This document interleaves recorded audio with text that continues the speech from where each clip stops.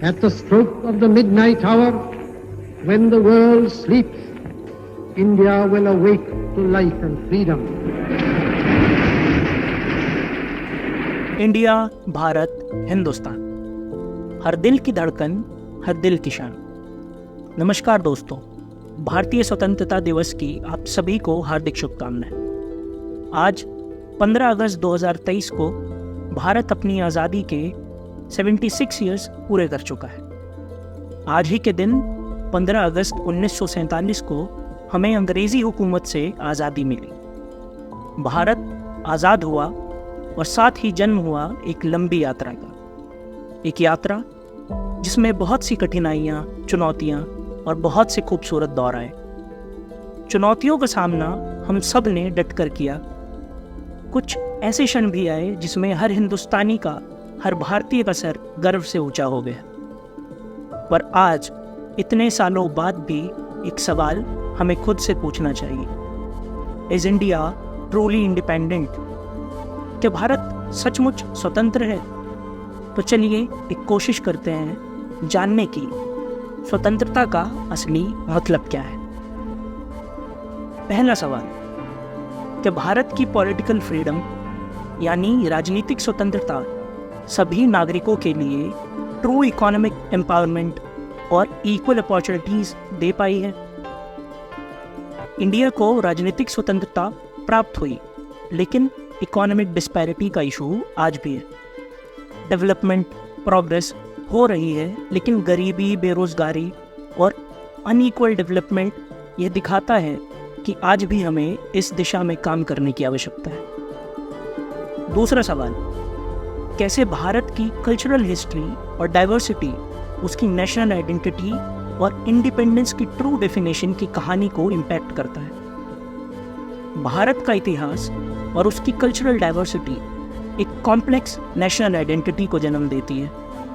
इन सब चीज़ों के बीच में एकता बनाए रखना और समाज में जो अलग अलग कल्चरल डिविजन्स हैं उनको एक साथ एक दिशा में लेके आगे बढ़ना ताकि सबका डेवलपमेंट हो सके, ये आज भी एक चुनौती बनी हुई है। आइए अब देखते हैं कि भारत की ग्लोबल डिप्लोमेसी और कमर्शियल पार्टनरशिप किस तरह से उसकी सॉवरेनिटी को प्रभावित करती है।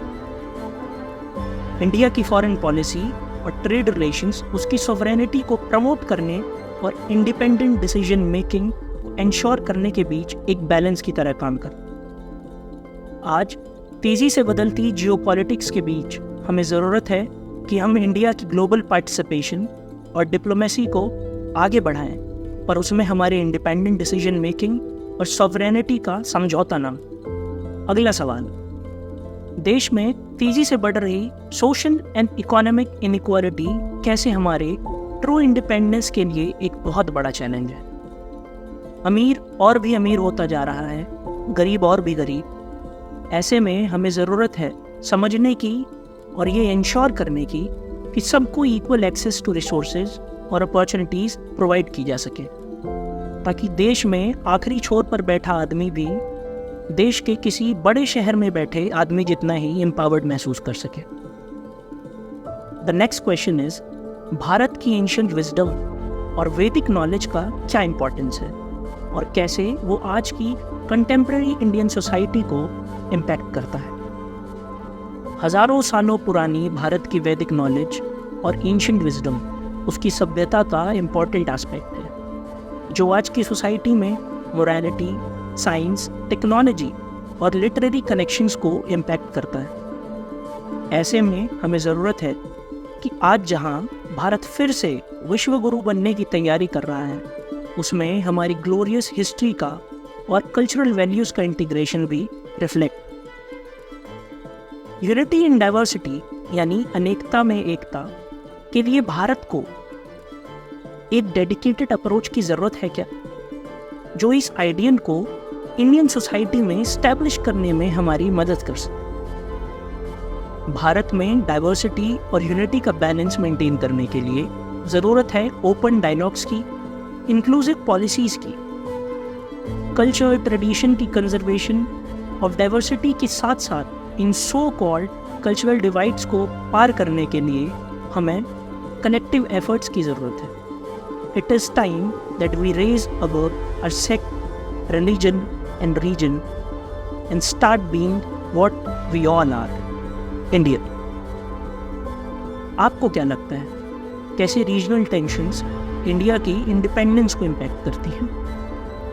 आज के दौर में रीजनल टेंशन हमारी नेशन बिल्डिंग की प्रोसेस में सबसे बड़ा चैलेंज है, जो कंप्लीट इंडिपेंडेंस और सोशल डेवलपमेंट को इम्पैक्ट करती है। बहुत से लोग आज भी मानते हैं that India is a nation in building और उसके लिए इन रीजनल प्रॉब्लम्स का जल्द से जल्द सोल्यूशन निकालना इम्पॉर्टेंट है। क्या हम कह सकते हैं कि इंडिया सचमुच आज़ाद है?